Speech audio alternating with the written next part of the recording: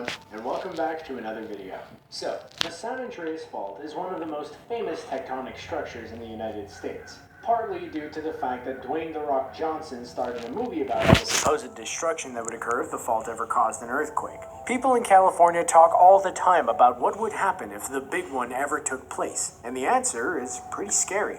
First, it's important to understand what the San Andreas Fault exactly is. It's a continental transform fault that stretches approximately 750 miles through California. It's divided into three sections, one in Northern California, one in Central California, and one in Southern California. Scientists are most concerned about the section in Southern California, which primarily affects Los Angeles due to the massive earthquakes that have occurred recently in the area. It all begs the question, could a 7.0 magnitude earthquake ever take place on the fault? An earthquake will definitely occur on the fault at some point, but could it happen in our lifetimes? In this video, we'll discuss when the fault could conceivably go off and what would be the results. Before this video gets started, make sure to subscribe to our channel if you haven't already to never miss an upload, and drop a like down below if you enjoy this video at any point.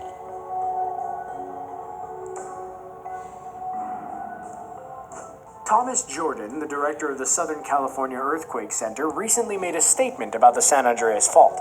He said that the fault is at a critical state where it is due for a large earthquake. These kinds of sentiments have been echoed throughout the years, so it's easy for Californians to brush them off.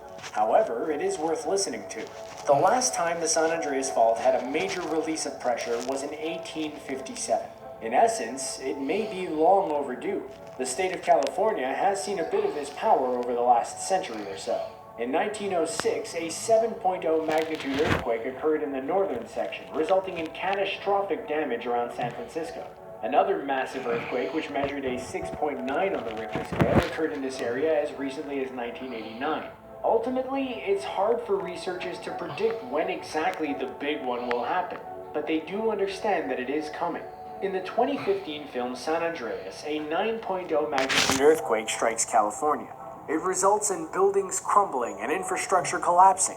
Just take a look at this scene from the movie.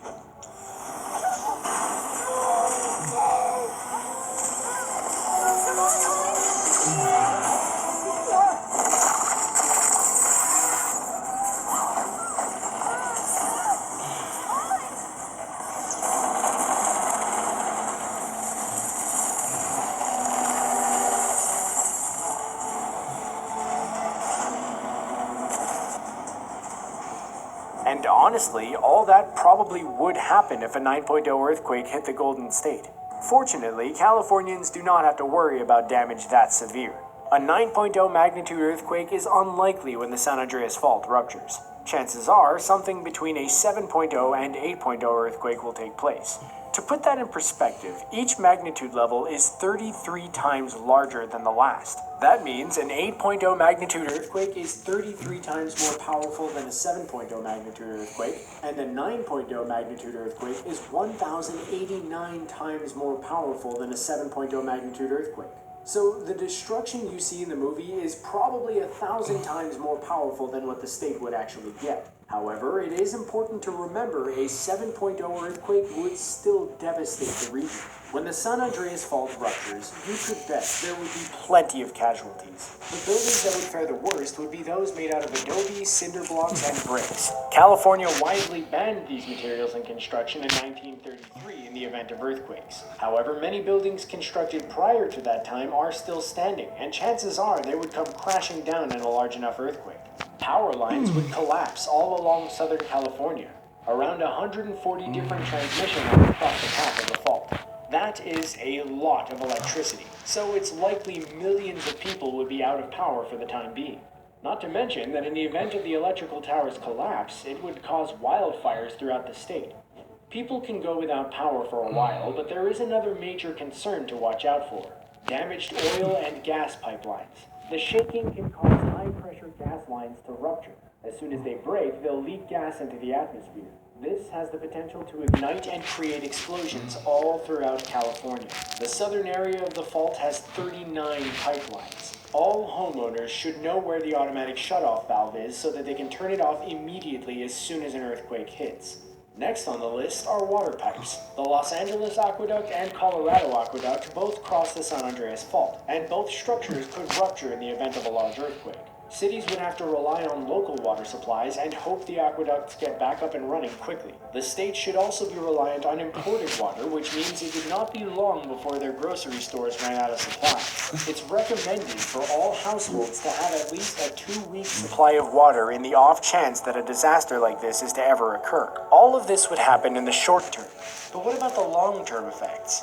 On its own, California is one of the biggest economies in the world. However, if a substantial earthquake occurred, that could end quickly. Highways and railroads may need to shut down for days or even weeks. Ports in Long Beach and Los Angeles would close momentarily, so nothing would enter the state. It's not just Californians who would be impacted. The entire United States would feel the ramifications. A lot of major retailers get their inventory from ships that enter on the Californian coast. Big stores like Walmart and Target could have limited inventory around the country until the state can get back on its feet. Researchers believe the total cost of repairing the damage done by the San Andreas earthquake could reach as high as $200 billion. It's a big price tag, but the cost could be even worse to individuals. Studies show about 14% of homeowners have earthquake insurance. Only about 5% of renters have a similar policy. This type of insurance policy can cover damages to personal property and belongings. Without it, a lot of Californians may need to pay out of their own pockets when the big one hits.